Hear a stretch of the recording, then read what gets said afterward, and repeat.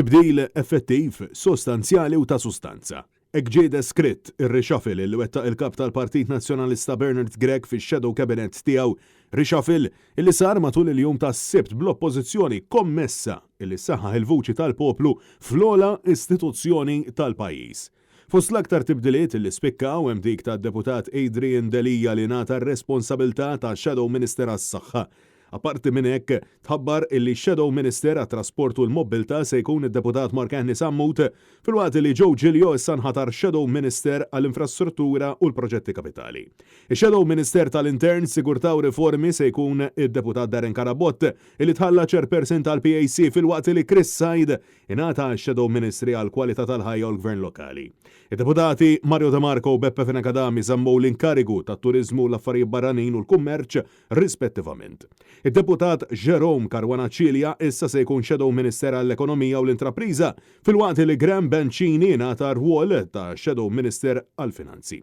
Rebecca Borch se tkun qed tieħu responsabilità bħala Shadow Minister għall-Ambjent filwaqt li d-deputat Janice Abela Ketkuti ngħatat ir-responsabilità ta' Shadow Minister għad-drittijiet tal-konsumatur u l-ħarsien tal-annimali.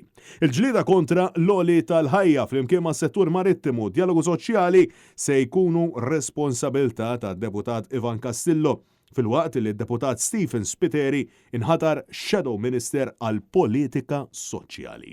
Albert Buttigieg ġie maħtur Shadow Minister għall-Familja u s-Sigurtà Soċjali filwaqt li Ryan Kallus għandu fideh is-setturi tal-enerġija, ir-riċerka u l-innovazzjoni.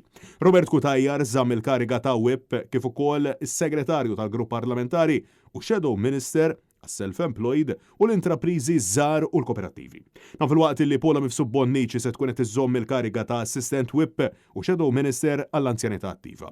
Min-naħa l-oħra, filwaqt li David Aġus se jibqa' Deputat Speaker u nħatar Shadow Minister għal fondi Ewropej kif ukoll l-isport. Karol Aquilina żamm is-settur tal-ġustizzja filwaqt li Graziella Attard Previ żammet ir-responsabilità tad-drittijiet tat-tfal u l-ugwaljanza biż-żieda tal-libertajiet ċivili. Id-deputat Charles Azzopardi żamm ir-responsabilità tad-delizzi u t-tagħlim matul il-ħajja filwaqt li d-deputat Ivan Bartolo ma' responsabilità l-akkomodazzjoni soċjali u affordabbli u l-ġlieda kontra l-faqar ħafideħ il-pensjonijiet. Id-deputat Yves Borch Bonello se tkun Shadow Minister għat-tibdil fil-klima u l-indafa pubblika filwaqt li Ivan J. Bartolo inħatar Shadow Minister għax-xogħol u l-ħolqien tas-setturi ekonomiċi ġodda. Tony Bezzina żamm ix-Shadow Ministri tal-Agrikoltura u Sajd hekk ukoll Alex Borch illi baqa' Shadow Minister għall-Għawdex. Id-deputat Bernice Bonello nħatret Shadow Minister għall-ħolqien ta' Open Spaces kif ukoll tħallit responsabbli miż-żgħażagħ. Filwaqt li d-deputat Claudette Buttigieg ingħatat ix-Shadow Ministri għall-Amministrazzjoni Pubblika, ix-Xandir Pubbliku u l-ġlieda kontra d-diabete. Id-deputat Graziella Gallia se tibqa' Shadow Minister għall-Inklużjoni u Volontarjat, l-istess id-deputat Justin Schembri li se jkun qed ikompli ħsieb l-edukazzjoni u snajja.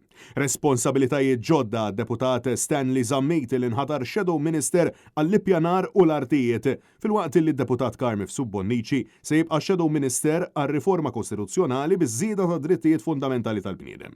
Ebda tibdil fir-responsabilitajiet tad-deputati Ian Vassallo u Julie Zara illi tħallew Shadow Minister sal-kura primarju s-saħħa mentali u l-wirt nazzjonali, l-arti u l-kultura rispettivament.